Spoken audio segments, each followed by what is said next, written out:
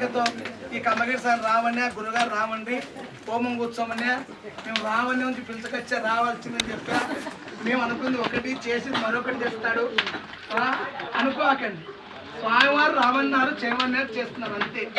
ఆయన అనుగ్రహం మనకు ఉంటుంది. ఇదంతా ఏంటి కల్పవృక్షం. ఎక్కడైతే యజ్ఞం జరుగుతుందో యజ్ఞం కాడ 33 కోట్ల దేవతలు ఉంటారు. ఎంతమంది? 33 కోట్ల దేవతలంతా చూస్తూ ఉంటారు. ఎవరు ఏ కోరికలు కొరుకుంటే వాళ్ళు కొరవేయాలని చూస్తూ ఉంటారు. కాబట్టి మనం ఇక్కడ మంచి కోరికలు కొరుకోవాలా, పాజిటివ్ కోరికలు కొరాలా, నెగిటివ్ కోరికలు కోరకూడదు. ఒక ఆయన యజ్ఞం కాడ కూర్చున్నాడంట. యజ్ఞం కాడ కూర్చున్న తర్వాత అక్కడ ఆ స్తంభం దగ్గర కూర్చున్నాడు. దూరంగా కూర్చున్న తర్వాత హోమం ఇక్కడ జరుగుతుంది. పవర్ ఇది దాదాపు అంటే చుట్టూ 66 కిలోమీటర్ల పవర్ ఉంటుంది. చుట్టూ 66 కిలోమీటర్లు. ఆయన చెట్టు కింద కూర్చున్నాడు. యజ్ఞం జరుగుతుంది ఇక్కడ. ఏందో యజ్ఞం కాడ 33 కోట్ల దేవతలు ఉంటారంట. ఏదైనా కోరుకుంటే అవుతుందంట కదా అన్నట్టు ఆయన అక్కడ దూరంగా కూర్చున్నాడంట. బాగా ఎండ బుద్ధి అవుతుంది. హోమం అయిపోలే. ఇంక స్వామి హోమం ఎప్పుడు చేస్తాను. ఆయన ఏమనుకున్నాడు, నాకు ఇప్పుడు బాగా నీళ్ళు తప్పిక అవుతున్నాయి, నాకు మంచి నీళ్ళు కావాలా, చల్ల నీళ్ళు అనుకున్నాను. అనుకుంటానే ఎమ్మడే అక్కడికి చల్ల నీళ్ళు వచ్చేసినాయంట. బాగా ఎంత చక్కగా వచ్చాయి నీళ్ళు. తృప్తిగా నీళ్ళు తాగాడు. తాగిన తర్వాత నీళ్ళు తాగిన తర్వాత ఇప్పుడు ఇంకా 12 అవుతుంది. ఇంకా స్వామి పొద్దున కూర్చోబెట్టు పోబెట్టలే ఏం పెట్టలేదు, మా అయ్యలు బాధపడుతున్నారు. అట్లయినా ఆయన ఏమనుకున్నాడు, ఇప్పుడు ఆకలి అవుతుంది, ఒక కమ్మని భోజనం కావాలా అనుకున్నాడు. అప్పుడు ఆయన అనుకున్నట్టే కమ్మని భోజనం పచ్చపరవనం ఆయన దగ్గరికి వచ్చేసిందంట. అప్పుడు తృప్తిగా తిన్నాడంట. తిన్న తర్వాత మళ్ళీ కోరుకున్నాడంట, ఇప్పుడు నాకు ఇక్కడ ఈ చెట్టు కింద ఒక పట్టు మంచం ఉంటే ఎంత బాగుంటుందో అనుకున్నా అంట. ఆయనకు ఆ కోరికలు అట్టు నిలబెడుతున్నాయి. యజ్ఞం జరుగుతుంది కదా, ఆయన కోరిక అట్టు నిలబెడుతున్నాయి. ఎమ్మడే ఆ చెట్టు కిందకి పట్టు మంచం వచ్చిందంట. హాయిగా మనం కూర్చున్నాయంట. ఇప్పుడు నాకు ఒక్క ఆకుంటే బీడి అది ఏమంటారు, బీడ ఒక్కేస్తున్నారు. కిల్లి ఆకుంటే ఎంత బాగుంటుందో అనుకున్నా అంట. కిల్లి ఆకు వచ్చేసిందంట. నాకు తృప్తిగా ఉన్నానంట. మనసులో ఇంకో కోరిక కొరిగిందంట, ఇప్పుడు నా పక్కలో నా భార్య ఉంటే ఎంత బాగుండునో అనుకున్నాను. ఎమ్మడే అక్కడికి ఏమైంది, భార్య వచ్చేసిందంట పక్కలోకి. భార్య వస్తాను ఒకసారి చూసానంట. ఎందుకు నా భార్య వచ్చేసింది, ఈవెన్ నా భార్యనా దయ్యం అనుకున్నాను. ఎమ్మడే ఆమె దయ్యం అయిపోయిందంట. దయ్యం అయిపోతానే ఎమ్మడే దయ్యం అయిపోయిందంట. దయ్యం అయిపోయిన తర్వాత అనుకున్నాడా, ఇది దయ్యం వచ్చి నన్ను మింగేస్తుందేమో రా అనుకున్నాడ. ఎమ్మడే ఆ దయ్యం మింగేసిందంట. మింగేస్తానని మింగేసి దయ్యం ఎత్తుకపోతుందంట. ఇక్కడ హోమం జరుగుతుందంట. స్వామి నువ్వు యజ్ఞం చేసి వాడు చచ్చిపోయా స్వామి, వాడు ఎత్తుకపోయే దయ్యం అంటే ఏం చేస్తే వాడు కోరుకున్నట్టే వాడు ఎత్తుకపోయింది. కానీ వాడు మంచి కోరుకున్నాడా, అన్ని ఎట్లాంటి తిక్కి కొరుకున్నాడు.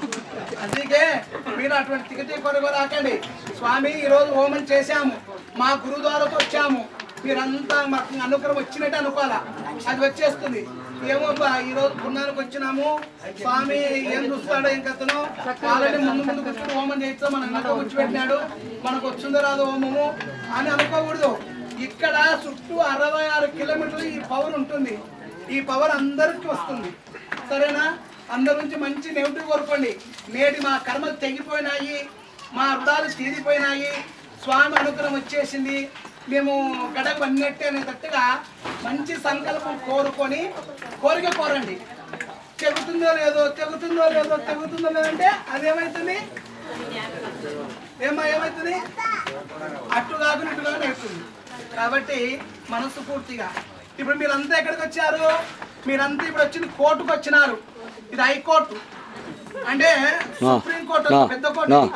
చిన్న కోర్టు జిల్లా కోర్టు వచ్చింది, అది జిల్లా కోర్టు. చిన్న కేసులను కొట్టేస్తుంటాయి.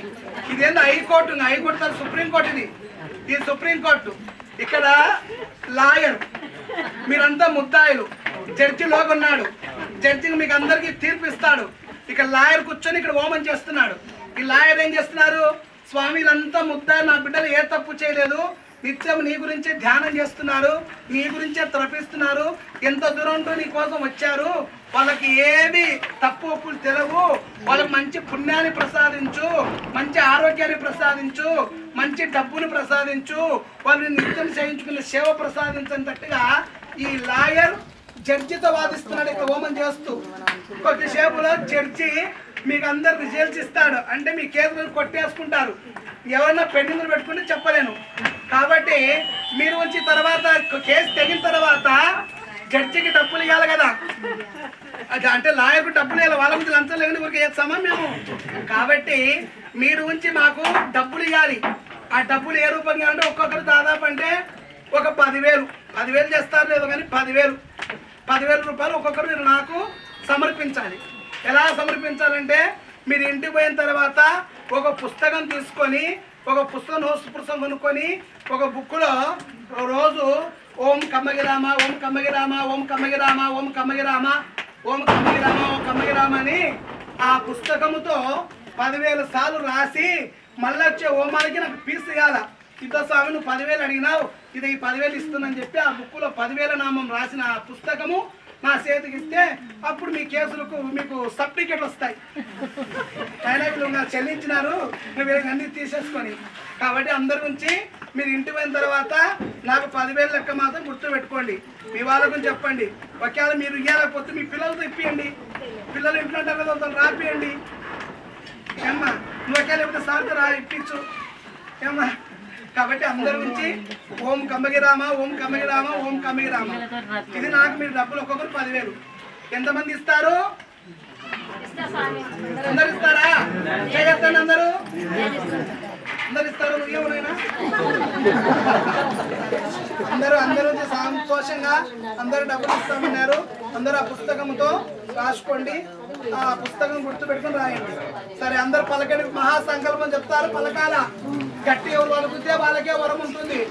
మనసులో ఊరికి కొనుక్కుంటుంటే ఏముండదు. ఇప్పుడు ఒక చెట్టు మీద కాకులు వాలింటాయి. ఆ చెట్టు మీద ఊరికే మనసులో పోతే ఊరికి కూర్చుంటే కాకులు పోతాయా? శబ్దం ఇట్లా చేయాలా? ఇట్లా శబ్దం చేస్తే ఏమవుతుంది? కాకులన్నీ పారిపోతాయి. శబ్దం చేయకుండా నిష్పత్తం కూర్చుంటే ఏమంటాయి? కాకులు అట్టే ఉంటాయి. మనలో ఉండే ఎన్నో కర్మలు ఉంటాయి, ఎన్నో తెలియని కర్మలు మనలో కాకులాగా పట్టి పీగుతుంటాయి. అవి పోవాలంటే మనం ఇప్పుడు చెప్పే సంకల్పం గట్టి పలకాల.